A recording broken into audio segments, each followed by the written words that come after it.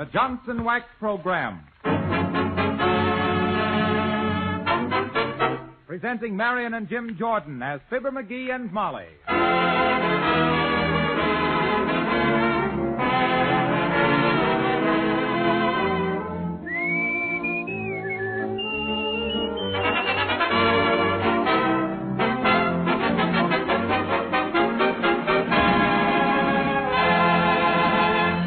Ted Weems and his orchestra open the show with Shall We Dance?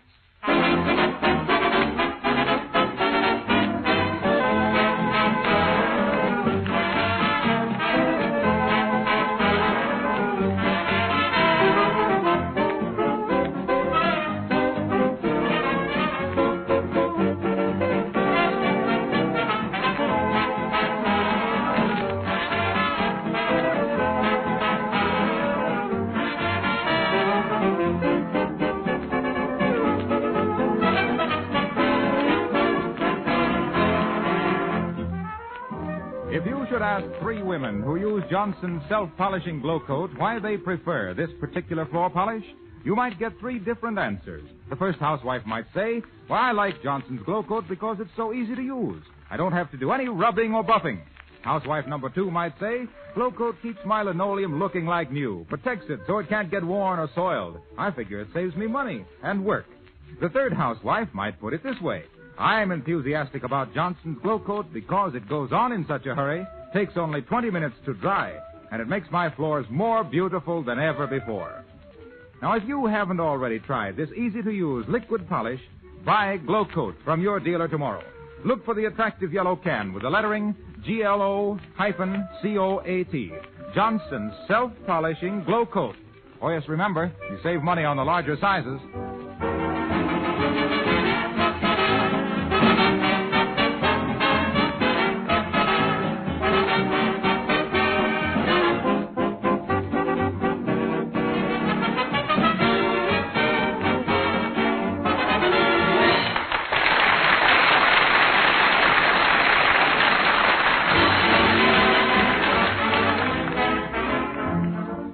Well, Fibber has promoted himself into the management of a food shop, against Molly's better judgment, as usual. And here in the food shop at 14th and Oak Streets, talking to the proprietor, we find Fibber McGee and Molly.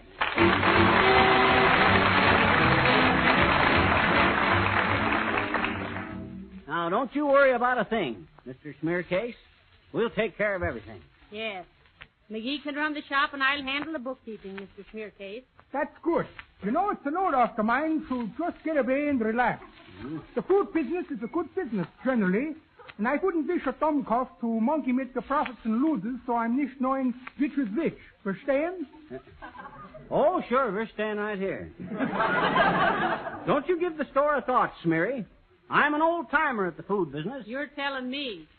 Matter of fact, I used to run a whole string of jam and java joints up in Pocatello. Provision McGee, I was known as in them days. Oh, my. Provision McGee, the peppy personality proprietor of premier produce places, providing pleased people of Pocatello the prettiest peaches, proudest peanuts, particularly palatable party pastries, and promoting poetic pies from Pocatello to Panama.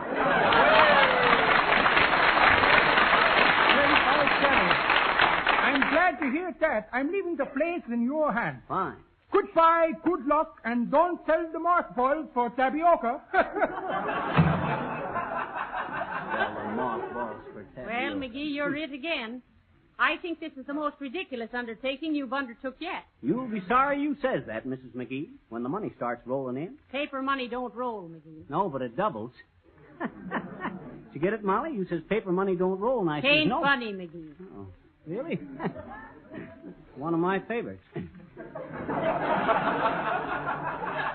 You know, Molly, that old fossil don't really know what the food game is all about. Oh, no? No. Well, he's managed to stay in business on this corner for 20 years. Yeah, but he'll never make a go of it.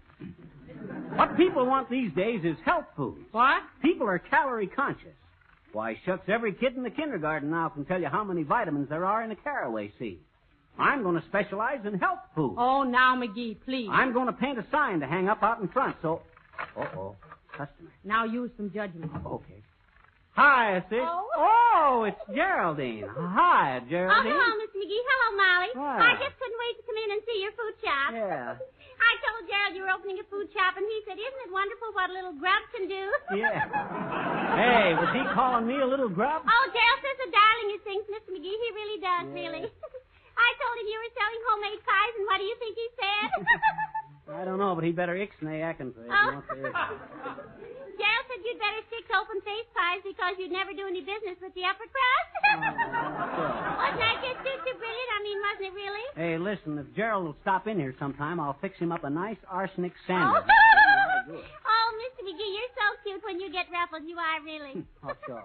You know, I told Gerald you were so attractive. I mean, your shoulders were so square, and Gerald said you probably forgot to take the coat hanger out of your coat. Oh, is that so? Well, let me tell that Well, I guy. hope you're just disgustingly successful, Mr. McGee. I mean, I really do, really. Well. I simply have to get back to the house and hear Ted Weems play That's a Plenty. That's a plenty. So I simply must be off. I'll say so. Diddle, diddle, diddle.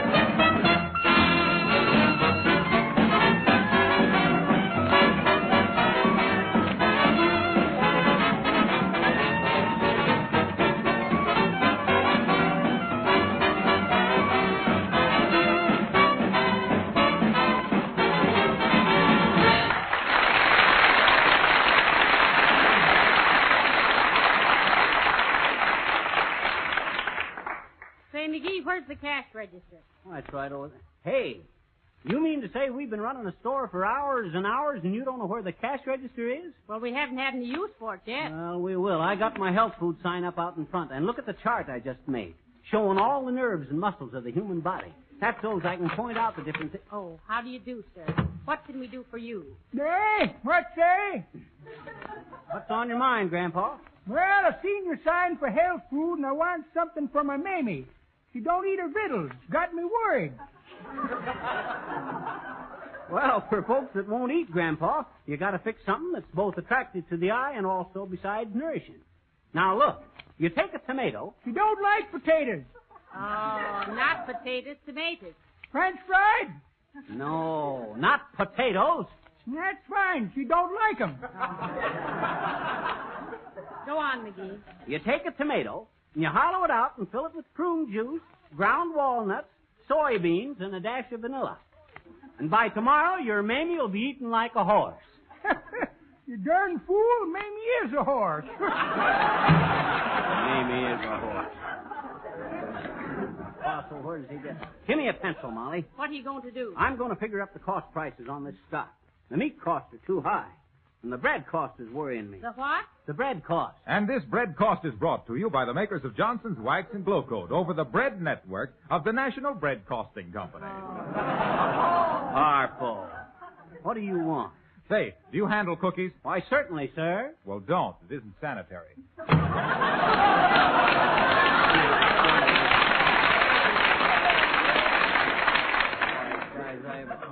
Hi, ma'am.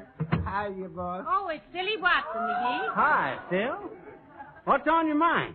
You look nervous, Phil. Yeah. What you need is a bland diet, like apricots. Now, apricots is full of iron, and you know, and I know, and everybody knows that iron expands in hot weather, giving a feeling of fullness without being stuffed. Now, if you take that tip, please, for Mr. McGee. I don't want no groceries or nothing. I just come over to see Howie's business. Well, confidentially, Sil, business is so shaky we've had to nail down the jelly shelf. Well, is there anything I can do to be of assistance, Mr. McGee, please, sir? Well, you might buy $40 or $50 worth of groceries for that gal of yours, silly. What's her name again? Rosebud. Oh. Rosebud Jackson, sir. But she ain't eating food now, sir. She's on a fluent diet. You mean a fluid diet, silly? Yes, sir. What I say? You says fluent, Sil, and fluent means with a ready flow of words. Yes, that's Rosebud, all right. Yeah, when it comes to words, she's not only ready, but willing. Well, why is she on a liquid diet, silly? Is she ill? No, ma'am, but I was walking down the street with little Susie Q. Brown, and Rosebud see her, and she get jealous of Susie, and they get into a tip. Oh. Oh, a tip, huh? Well, what's that got to do with Rosebud's diet? She was too cheap when Susie gets took in the tip. But if there's anything I can do, you leave me alone. Okay.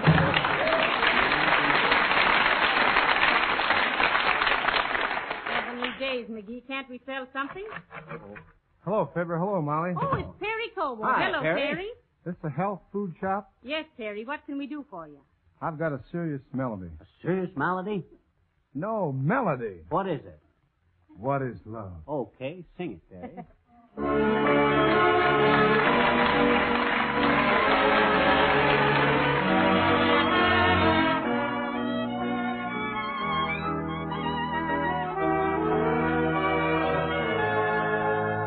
What is love? Is it a false possession? Love, is it a fool's obsession? I thought I'd found my own true love, but a new love stole my true love. Out of love's dream I was shaken, to awaken, love was gone. What is love? Is it a power deceiving? Love, raising my hopes, then leaving. Is it fate's rendition of a jumbled composition of tragedy, comedy, ecstasy? What is love?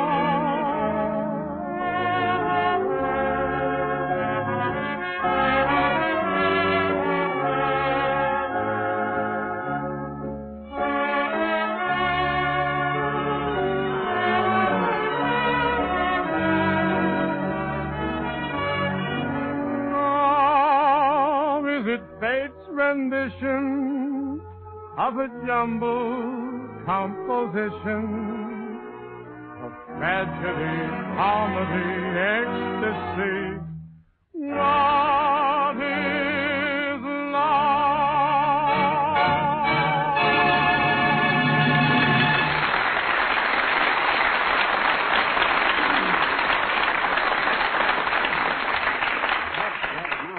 Somebody come in so I could show them this chart. Here. Hello, this good food shop, eh? Yes, it is, sir. Hi, John. What can do for you?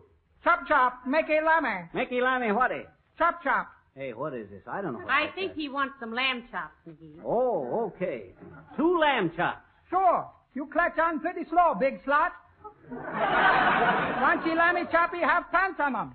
Pants on them? Say, listen, McGee. The man wants lamb chops with them little paper frills on them. Oh, that. Okay, John. You come back later.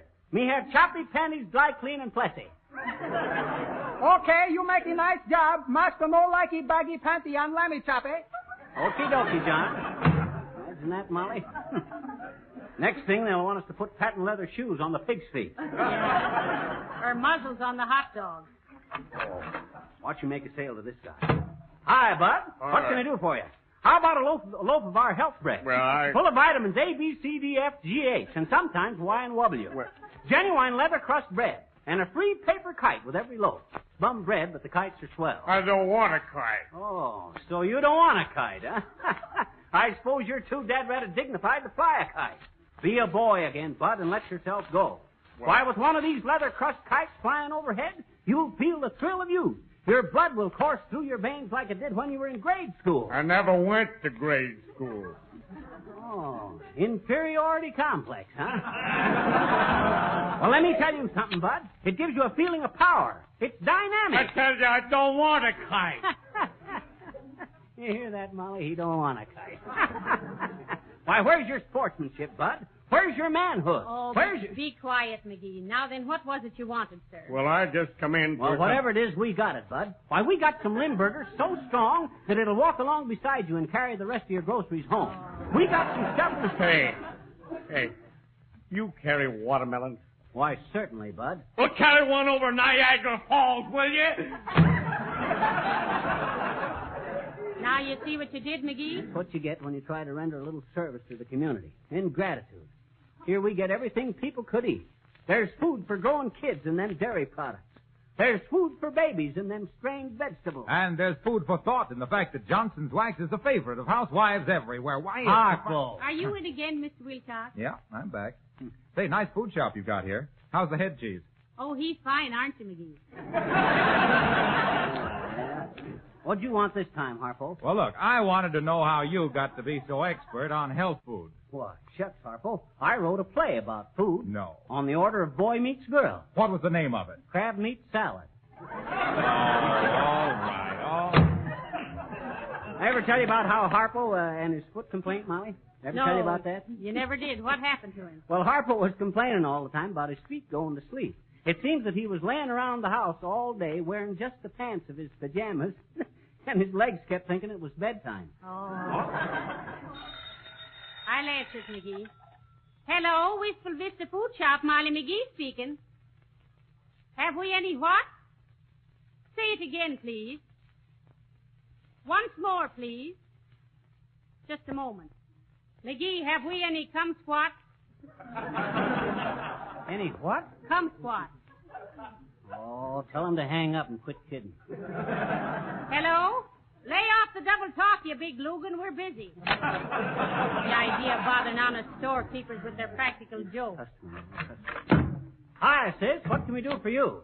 Well, Skippy, you look like the kind of a man a girl can come to for advice. Well, Grandma, I wouldn't be surprised, but ain't you old enough to know your own mind? Now, don't get gay with me, Sonny. Just because I'm a chorus girl don't give you the right to get fresh. You a chorus girl? Well, don't get huffy, Grandma. What kind of advice you want? Well, Shorty, I'm giving my boyfriend a midnight snack in my apartment, and I want to know how to make mulligan stew. Just sit down on his straw hat. That ought to make mulligan stew the rest of the evening. Say, listen, Sonny, don't be so smart. I want to know how to cook up a dish of mulligan. Oh, a dish of that. Yes, a dish, Well, you take an old tomato can, sis, throw in some ditch water, 2 onions, a ham bone, a pound of hamburger, some carrots, and cook till ready. But listen, what's the idea of feeding your boyfriend mulligan? That's a tramps dish. Why, sure it is, Skippy. And he don't know it, but tonight he gets the bum's rush. Whoopee! I'll be a free girl tonight. Woohoo!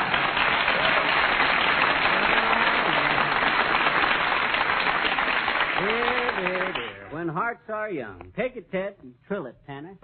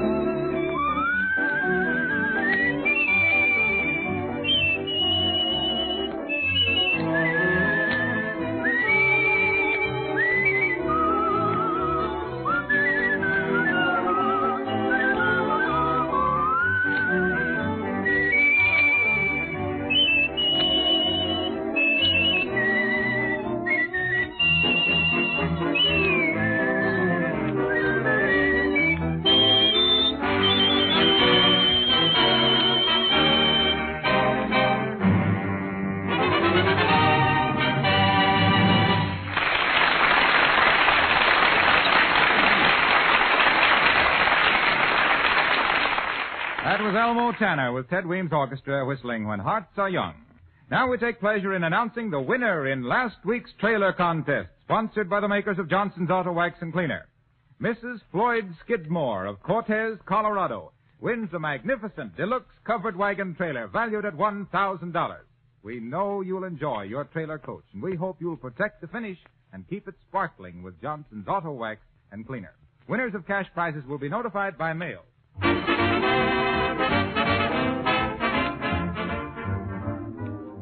Dad, Molly, I wish somebody'd ask some advice about the right food to build up their nerves.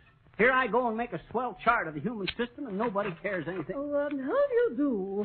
Are you the proprietor? Oh, you betcha, sis. And for you, I'd recommend the building up diet. You see, you're the cemetery type. Sedentary, McGee. Yeah, sedentary. Always sitting down. You don't get enough exercise. Now, look at the chart on the wall there, sis. You see how the medulla oblongata nerve twists around the upper ulna? No wonder you have them shooting pains. But I don't have shooting pains. Oh, well, that's a bad sign. Oh, dear. Everybody ought to have shooting pains. Sure.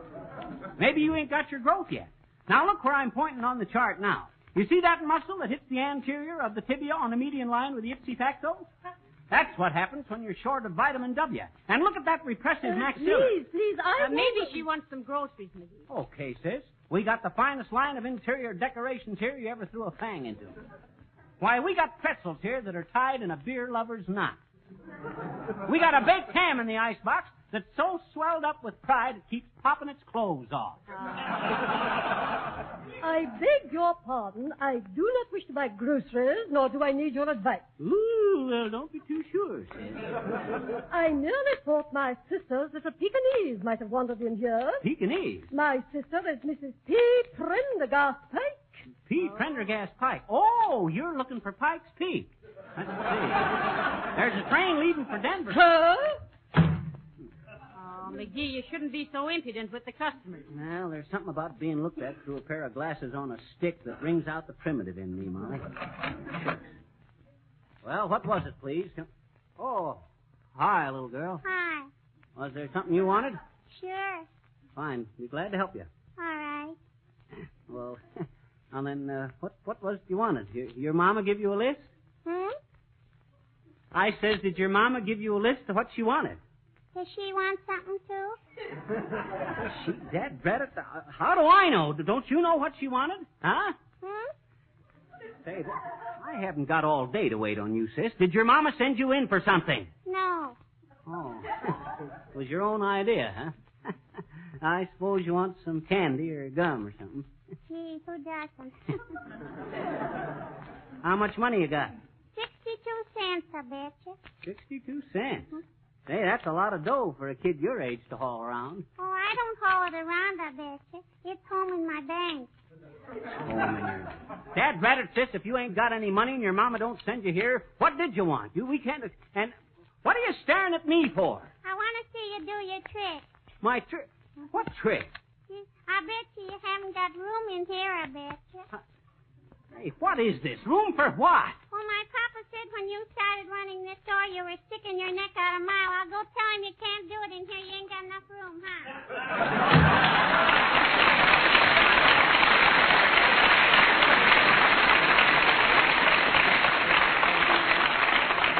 Sticking my neck out a mile, am I? I'll show these dumb bunnies what I can do. Well, Merchant Prince, what can you do? We haven't sold a nickel's worth all day. And what's that 12 cents you got charged to paid out? That's refund on 6 pop bottles. Why, we haven't sold any pop. Why should we take the bottles in and refund on them? Well, there was somebody else in the store at the time, and I wanted to give the impression we were doing a big business. Well, maybe this one will bite. Yeah.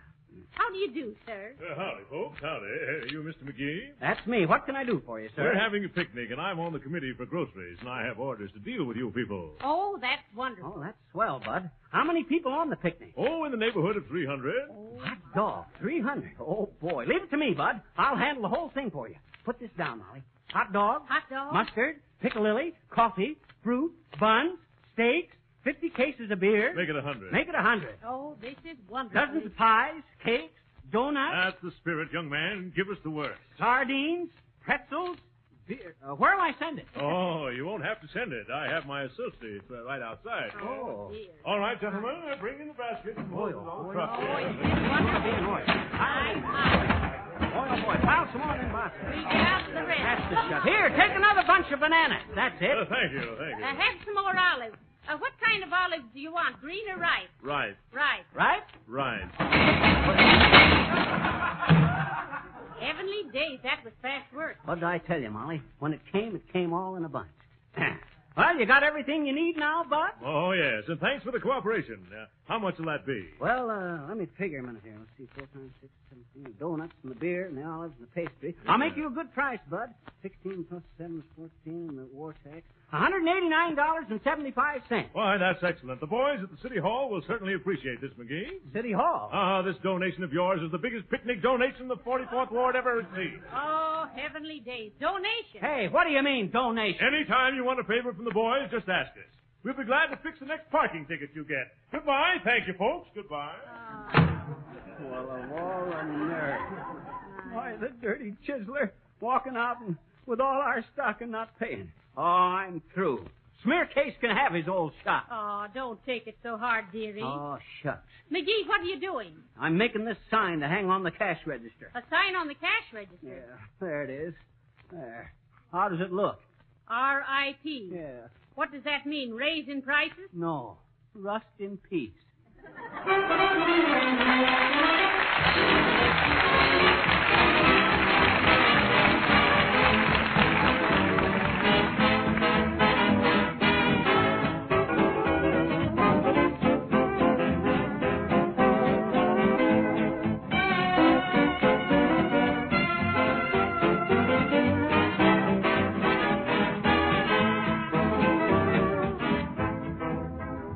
Now, this is the final week of the Great Trailer Contest, sponsored by the makers of Johnson's Wax. It's your last chance to win a deluxe covered wagon trailer free. All you have to do is complete this statement. I like Johnson's Auto Wax and Cleaner because. Now, finish this statement in 50 words or less, telling what you like most about these two fine products that are so easy to use, that never scratch the car finish. Why, a statement like this might win. I like Johnson's Auto Wax and Cleaner because they've saved me many dollars on car washings. Or, Johnson's Wax and Cleaner keep my 4-year-old car shining like a mirror. Now remember, this is your last chance. Mail your entry to Johnson's Wax, Racine, Wisconsin. And remember to enclose the top from a combination package of Johnson's Auto Wax and Cleaner. This nationwide trailer contest closes Saturday, July 31st. So get busy if you want to win a magnificent covered wagon trailer built by the world's leading specialists in trailer coach construction. Complete contest rules will be found in each package of Johnson's Auto Wax and Cleaner for sale at your regular Johnson's Wax dealer, auto supply store, garage, or filling station.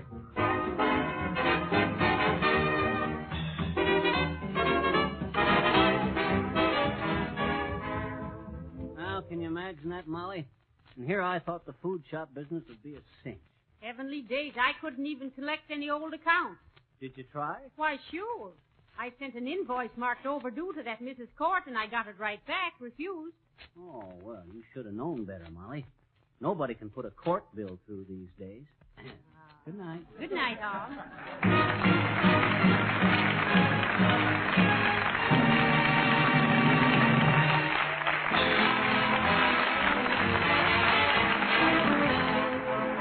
Harlow Wilcox, speaking for the makers of Johnson's Wax at Racine, Wisconsin, inviting you to be with us again next Monday night at this same time. Good night.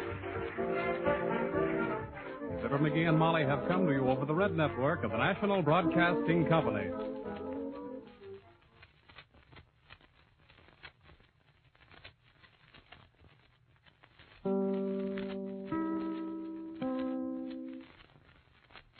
This is WMAQ Chicago. Ted Weems and his orchestra are appearing in person this week on the stage of the Chicago Theater, WMAQ Chicago.